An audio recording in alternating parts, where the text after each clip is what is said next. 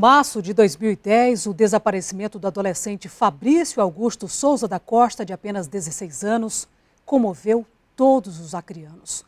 2 pessoas foram condenadas, acusadas de sequestrar e matar o estudante. 6 anos depois, a família ainda convive com a dor de nunca ter encontrado o corpo do jovem. A reportagem é de Wesley Moraes e Jair Alves.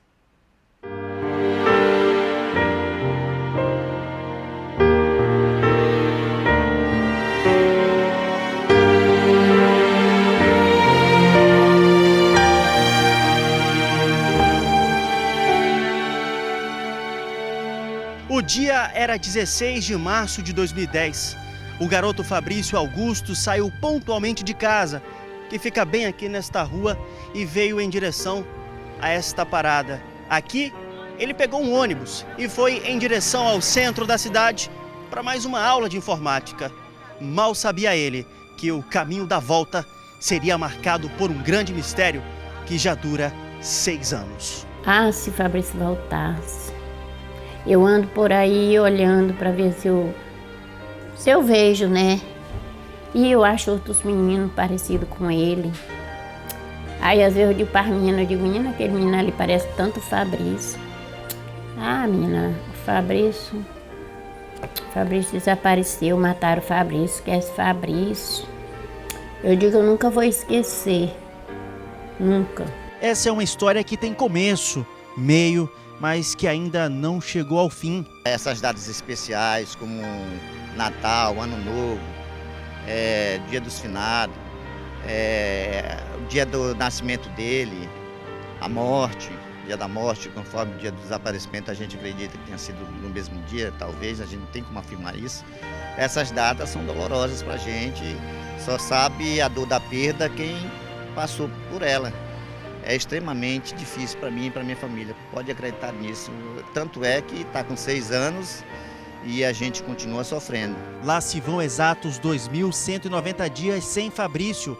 A placa com a foto do garoto desaparecido é ao mesmo tempo uma homenagem e também cobrança por justiça. Rigorosamente, o local é atualizado pela família. Ou seja, olhando para aquela foto ali do Fabrício, inclusive foi você que tirou, né? Sim. Dá muita saudade? Dá, eu lembro cada momento desse aí. Ele sempre tímido, muito fechado, e eu soltei uma piadinha que era para ver se ele ria, ver que ele faz um certo ar de riso. Era quando a gente conseguia fazer o Fabrício rir de alguma forma, e eu era muito palhaço em relação a isso. A gente sempre foi muito apegado, eu fui aquele tio que agia como pai, onde a primeira blusa do time, no caso do Flamengo, o primeiro velocípede, a primeira bicicleta, foi quem ia matricular. Eu sempre fiz isso aí, muito presente na vida dele, com certeza. Aonde ele estiver, ele sabe o amigo que ele tinha aqui. O ano era 2010. O mês, março, Fabrício tinha acabado de completar 16 anos de idade. Naquela terça-feira, tudo normal. Ele estava a caminho do curso de informática. E saía para aula, ele tomava logo a benção, mãe, eu já vou. Eu dizia, Fabrício, cuidado, dá aula para casa. E ele vinha direto para casa. Após o fim da aula, o destino de sempre, a volta para casa. Começava aí uma história que iria comover o Acre. Às terças e quintas ele tinha um cursinho de informática, ele já tinha feito o curso básico de informática e estava se aperfeiçoando em um outro. Quando infelizmente no dia 16, por volta das 8h10, foi o horário que ele saiu desse referido curso, ele desapareceu até o dia de hoje. A última imagem de Fabrício vivo foi registrada pelas câmeras do terminal urbano. Já era noite quando ele saiu do curso de informática, veio até aqui, atravessou a catraca e foi em direção à parada do ônibus que faz a linha do conjunto Nova Esperança. Depois disso, ainda continuou o mistério. Ninguém sabe o que realmente aconteceu. Eram pouco mais de 8 horas daquele 16 de março, quando Fabrício entrou no terminal e desapareceu. Esse era o início da aflição da família Costa. Ruth Rebouças, mãe adotiva do garoto, foi a primeira a se preocupar com a demora. Ela sabia que algo de estranho estava acontecendo. Aí quando deu a hora, porque ele era pontual, aí eu falei assim, liguei para a Raquel, o Fabrício ainda não chegou. Que nada, mãe, é o ônibus, a senhora não sabe que o ônibus demora? Aí quando estava perto de 9 horas, às 9 horas, eu disse assim, Raquel, o Fabrício não chegou não. Ela, disse pro Sérgio, o Fabrício não chegou não. Aí disse que foram procurar. O misterioso sumiço do garoto chamou a atenção para o caso. Cada dia sem Fabrício aumentava a angústia da família e também pressionava as autoridades a desvendar o que realmente tinha acontecido.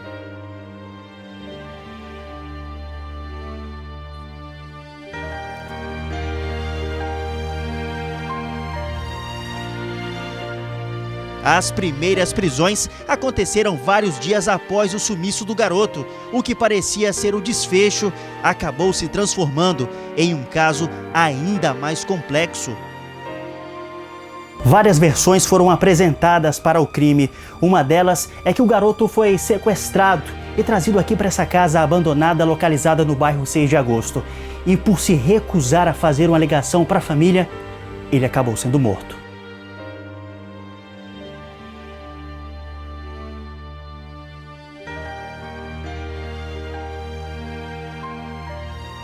Foi justamente aqui nesse quarto, 6 anos atrás, que a polícia acreditava que o corpo do garoto Fabrício havia sido enterrado. Olha só, a gente ainda observa que o piso de madeira sequer foi consertado, mas as buscas foram feitas e o corpo do garoto não foi encontrado. 6 anos depois, a casa continua do mesmo jeito e serve como ponto para usuários de droga. Outra hipótese levantada é ainda mais assustadora. Os acusados pelo crime afirmaram que a morte de Fabrício fazia parte de um ritual de magia negra. O Fabrício realmente ele não era batizado, era um menino novo, não bebia, não fumava, não tinha vício nenhum e nunca tinha namorado. E me parece, eu não entendo dessa parte de magia negra aí, e dizia que isso se encaixa com esses critérios. Até mesmo um possível tráfico de órgãos foi cogitado. Já as investigações policiais chegaram a outra conclusão. Durante 58 dias, esta área às margens do Rio Acre ficou isolada. Várias escavações foram feitas por aqui e até mesmo cães farejadores foram utilizados. Como também existia a possibilidade do corpo ter sido jogado nas águas, mergulhadores dos bombeiros e da Força Nacional também ajudaram nas buscas. Na época, os trabalhos chamavam a atenção de quem passava pelo local. A expectativa era de um desfecho o mais rápido possível para o caso Fabrício. Destrói de toda maneira, destrói.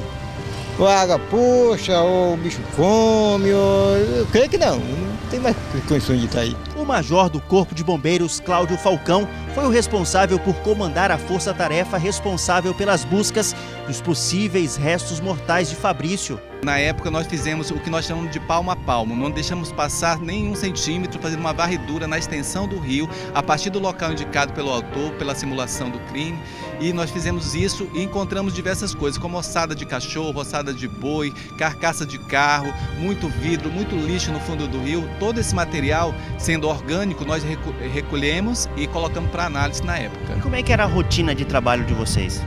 Nesta época, nós chegávamos aqui no local por volta das 7 horas da manhã.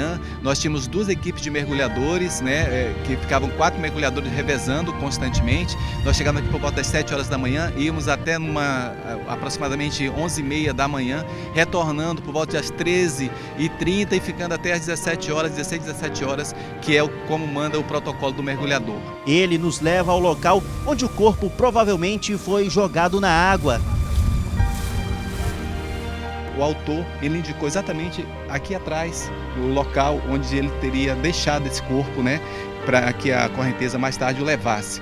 Então foi exatamente isso que ele colocou, que ele deixou o corpo, vindo inclusive posteriormente retornar no local para que colocasse um pouco mais para frente dentro do rio, e o corpo acabou se sumindo aqui nas águas do Rio Acre a partir desse ponto. Ao todo, 8 pessoas foram indiciadas. Ao final do processo, a Justiça concluiu que os irmãos Leonardo e Edivaldo Leite de Oliveira cometeram 3 crimes: latrocínio, ocultação de cadáver e corrupção de menor.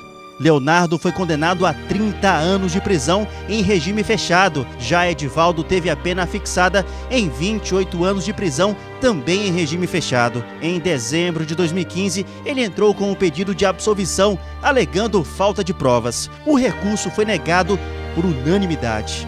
A pena veio, mas o que motivou o crime ainda segue sem respostas. Se eles ficassem sensibilizados com esse apelo, o que eu pediria a eles era exatamente isso. Nos indique onde está o corpo, nós vamos resgatar. Esteja onde estiver, custe o que custar, pode ter certeza que a gente resgata. 2 menores que também participaram do crime foram apreendidas e cumpriram medidas socioeducativas. 6 anos já se passaram, mas neste quarto o tempo parou. Tudo por aqui recorda o garoto Fabrício. A camisa que aparece na foto é uma eterna lembrança. Fica difícil conter a emoção. Todo dia eu me lembro do Fabrício. Não consegue esquecer? Não. Só era nós 3 mesmo, né? Aí eu tava dizendo que eu nunca mais na vida eu assisti filme assim no DVD. Porque eu assisti era com ele. Aí eu nem assisto. Te traz a memória. É. Esperança é uma palavra cada vez mais remota quando o assunto é reencontrar o menino Fabrício. Se estivesse vivo, ele seria um jovem de 22 anos de idade. Os anos já se passaram, mas a saudade, essa permanece a mesma desde aquele 16 de março de 2010. Daquela noite em diante, todas as noites é uma noite mal dormida, uma noite que só sabe quem passa por essa dor. Aí realmente tem noção do que eu estou falando. Fabrício, eu te amo, Fabrício. Eu queria tanto saber onde você está, Fabrício.